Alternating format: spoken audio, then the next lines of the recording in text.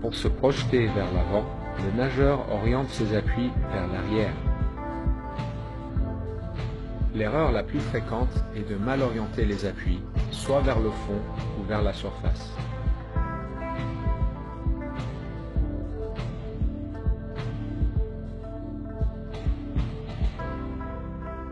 Les nageurs experts utilisent l'intégralité de l'avant-bras et de la main pour se propulser vers l'avant. Il est important que l'avant-bras soit à 90 degrés par rapport au fond de la piscine.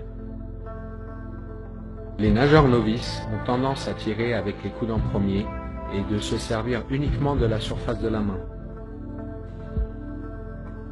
En nageant de cette manière, les bras ont tendance à tourner dans le vide et le nageur fait du surplace. Cela se traduit par une faible distance par cycle. En utilisant correctement les avant-bras, le nageur se déplace au-dessus d'un point d'appui qui est fixe.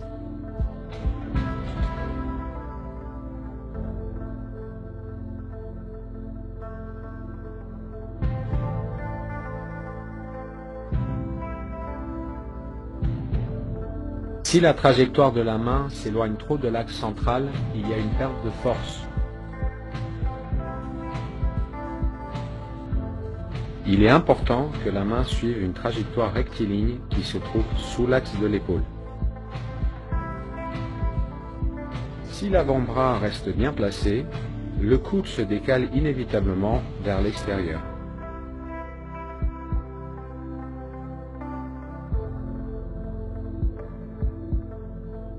Les bons nageurs restent relâchés pendant une majorité du cycle et contractent leurs muscles uniquement pendant la traction sous-marine.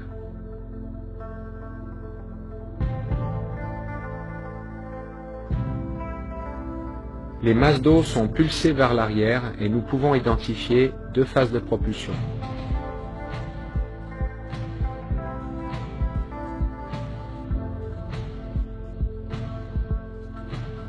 La majorité du déplacement vers l'avant est générée par la première phase de propulsion.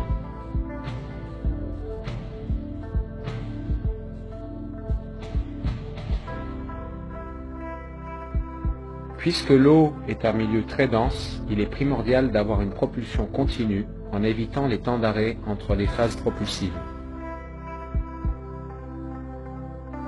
Le contre-exemple en natation est le crawl rattrapé. Le coût énergétique utilisé pour relancer la vitesse après chaque temps d'arrêt peut rendre ce style inefficace.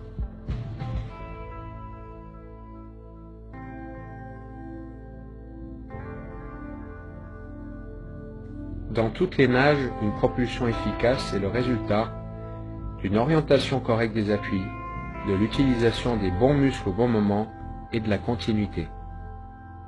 There's no better way to train a narrow, consistent kick than with vertical flutter kick. And coaches, there's no better way to improve a swimmer's kick than to film them doing this and show them how they're moving their legs and feet. The model looks like this. The legs are long, yet supple. The toes are pointed, yet the feet and ankles are flexible. The kick initiates with the hips and thighs, and not with the knees. The kick is quick, narrow, and continuous. The swimmer maintains a long body line and avoids the common mistake of folding into a bicycling position.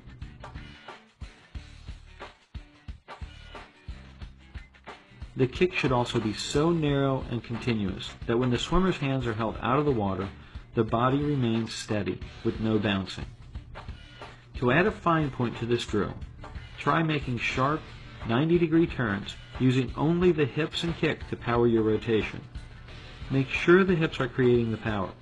As your timing improves, your turns will become more precise.